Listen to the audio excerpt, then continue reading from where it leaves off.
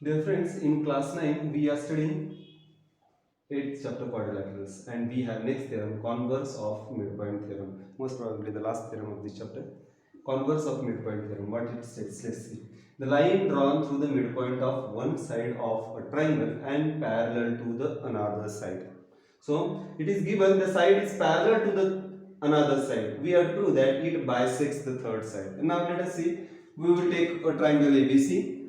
In triangle ABC, a triangle ABC, we are given that E is one of line drawn through midpoint of one of the side. So E is one of the side and parallel to the another side. This side is parallel to the side another side. That is, it is parallel to BC. So we are given this side is parallel to BC. ED. So this side is parallel to BC. We are going to name it ED. The line drawn through midpoint of one side of a triangle parallel to another side bisects the third side. We have to show that it bisects the third side. It bisects this AC at EF point. So for this we are given in triangle ABC. In triangle ABC we are given E is midpoint. E is midpoint. E is midpoint of AB, and we are given a line is parallel to BC. So we are going to extend this EF. Let EF is parallel to BC. EF is parallel to BC. This is given to us. We are going to extend EF so that it will meet the parallel through C at certain point, and that point we are going to name it as D. So extend, we have to prove first, right? We have to prove that F is midpoint of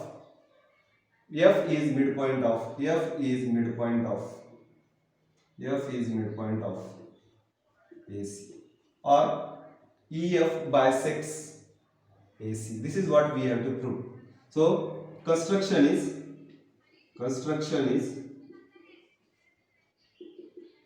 extend EF and draw parallel through C. Draw parallel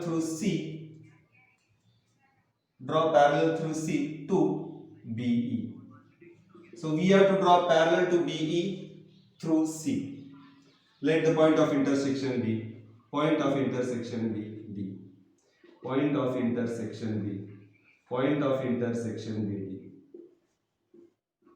So please note, we are given that EF is parallel to BC. This is given to us. So see how it can be proved.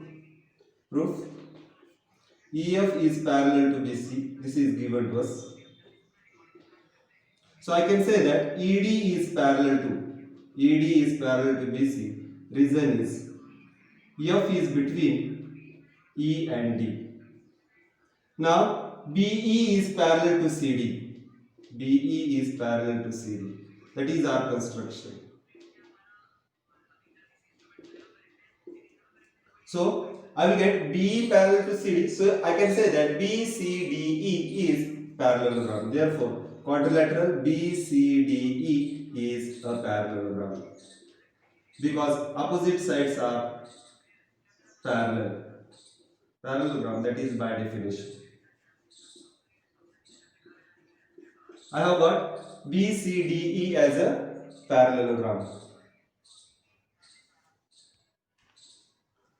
Quadrilateral BCDE, I have got quadrilateral BCDE is a parallelogram. It means its opposite sides are equal. So I will get BE equals to CD. Reason is opposite sides of parallelogram are equal. Opposite sides of parallelogram are equal. Opposite sides of parallelogram are equal. But E is midpoint. We are given that E is midpoint of AB. It means BE equals to AE. But BE is equal to AE. Reason is E is midpoint of E is midpoint of EB. So I have got AE equals to BE. Now consider triangle AFE and CFD. In triangle AFE and CFD, in these two triangles, we have got this side is congruent to this. We have just written, that is BAE is equal to B equal to CD, B equal to AE. It means AE equals to CD. AE is equal to CD. See, B is equal to CD, B is equal to AE. So AE is equal to CD. We can say this by transitivity. Then we have already said our construction is BE parallel to CD. BE parallel to CD. So I can say that AB is parallel to CD. So I will get these two angles as alternate angles. Angle EAF is equal to angle DCF. DCF, reason is they are alternate angles.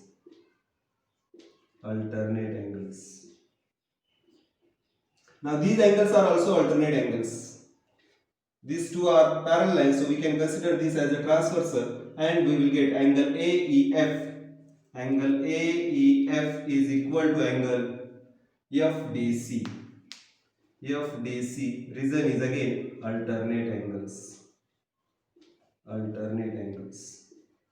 So we will get two triangles congruent by angle included side and angle side angle. But for writing the congruency, we will need one-to-one correspondence. Let us see which vertex corresponds to which. Here, please note, from figure you will notice that A corresponds to C, or from angle you will notice that A corresponds to C. Then E corresponds to D, or from angle you can understand E corresponds to D. So remaining vertex is F corresponds to F. I will get triangle AEF congruent to triangle CDF by angle side angle test of congruency. Now two triangles are congruent. If two triangles are congruent, it means their corresponding sides are congruent. That is, if you keep these two triangles one above the other, the side formed by first two vertex must be equal to side formed by first two vertex. Side formed by second third must be equal to side formed by second third. Side formed by first third must be equal to side formed by first third. But for our matter, we need AF and CF. So AF is the side formed by first and third. You will notice this is equal to the side formed by first and third vertex. That is, side AF is equal to side CF. Reason is they are corresponding sides of congruent triangles. Now please note, we have got AF is equal to CF. It means F is midpoint of AC.